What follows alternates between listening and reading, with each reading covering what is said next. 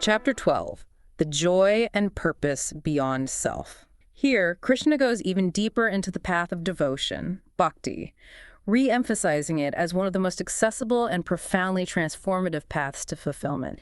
He reframes devotion as steady love and unwavering commitment, driven by a clear intention for a purpose that extends beyond mere ego.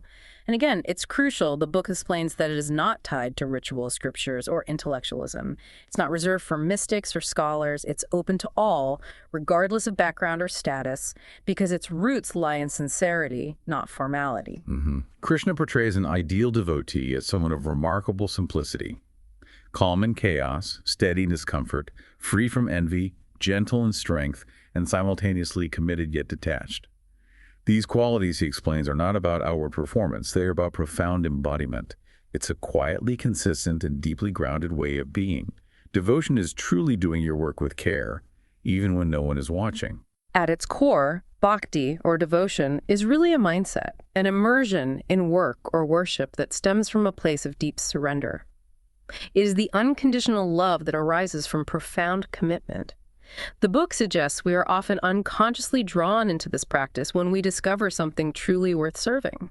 When we align with that, the work pulls us, not with pressure, but with a quiet joy. It's not urgency, but a genuine eagerness, a gentle anticipation to return to something deeply meaningful. In this state, work becomes a form of worship, and every task transforms from a chore into a sacred offering. Yeah. In the business world, devoted entrepreneurs don't just build companies, they build missions that truly matter. A sincere leader who genuinely cares earns a level of trust that no title can command. A committed professional who takes profound pride in uplifting others actively creates a positive and thriving culture. Commitment at work is measured in the depth of care you bring, not in the ceremony or formality of your actions. This practice, the book explains, turns work into worship through a deep love for the work itself. Without needing external applause or the pursuit of perfection, we transform routine tasks into acts of reverence. It guides us through challenges by helping us remain steady without rigid expectations and content, without slipping into complacency. When outcomes inevitably wobble and uncertainty looms, this profound commitment reminds us to stay anchored in our purpose.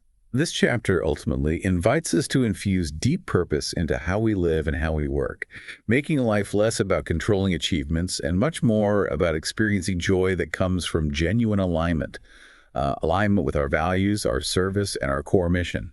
The book then moves to devotion, the journey beyond the obvious, citing, "Those who set their hearts on me as their supreme goal, worshiping me with steadfast devotion to them, I deliver self-realization from the ocean of birth and death." Krishna assures us that steady devotion brings true freedom. It's not about fleeting intensity, it's about unwavering consistency. Not occasional effort, but a steady, consistent presence. When we direct our heart and actions towards something meaningful and larger than ourselves, we begin to dissolve the distractions, the doubts, and the attachments that keep us stuck in limiting cycles. It's about staying true to your North Star, isn't it? Yeah. A goal or purpose that provides unwavering direction even when the path ahead is unclear.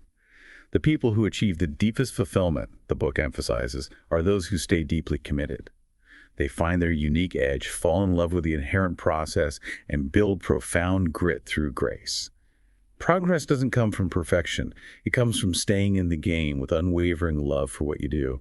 In leadership, we see this principle manifest in founders who courageously carry their vision through storms, not just in sunshine, in teams that remain united and resilient through turmoil, and in individuals who achieve growth by continually deepening their craft.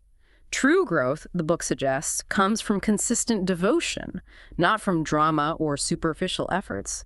Krishna's teaching is clear. Devotion is not blind faith, it's love with discipline.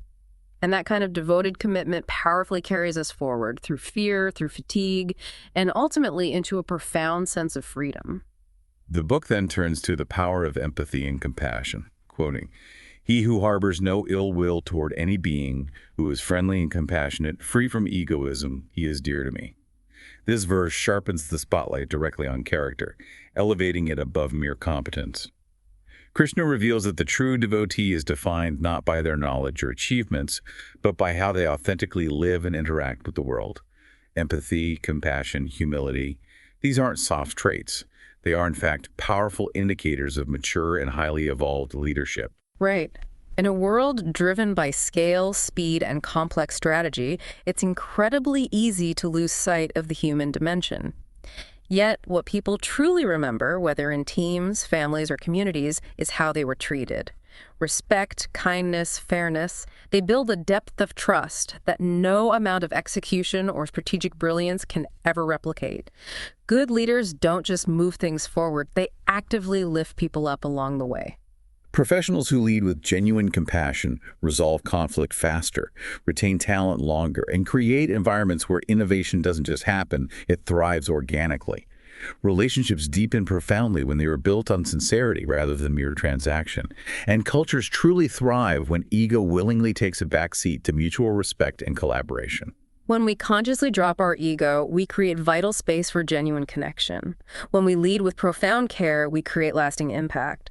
And when we live this way consistently, we don't just succeed, we become the kind of people others trust, respect, follow, and genuinely remember. Okay, this brings us to the entrepreneurial framework for Chapter 12, Purpose-Driven Leadership, where devotion meets impact. The most successful founders aren't solely driven by product, performance, or profit. They are driven by a deep, abiding love for their mission. They lead from profound conviction. They are utterly devoted to what they believe in, and that belief profoundly shapes how they navigate complexity, how they hire their teams, and how they ultimately serve their customers. Devotion to purpose deepens resolve and profoundly simplifies decisions. These leaders, the book emphasizes, don't operate from ego. They remain curious, listen closely, and stay genuinely open to the possibility of being wrong, because their ultimate loyalty is to the mission itself, not to personal pride or being right. They expertly balance customer focus with long-term integrity and build cultures where the mission, not micromanagement, is what truly drives performance. Yvon Chouinard, the visionary founder of Patagonia, exemplified this. He led with purpose from day one. His unwavering commitment to environmental sustainability shaped absolutely everything, from core product decisions and messaging to hiring practices and daily operations. Such profound devotion creates undeniable alignment, and that alignment, in turn, creates powerful, unstoppable momentum. So when purpose calls to you, the book advises you to ask, what genuinely lifts my team? What truly drives my mission forward? What serves my customers in the deepest way? The wisdom is to stay true to that purpose, inspire fully, and build lasting joy. Right. And with trust and loyalty now firmly established, the final step is to achieve liberated leadership.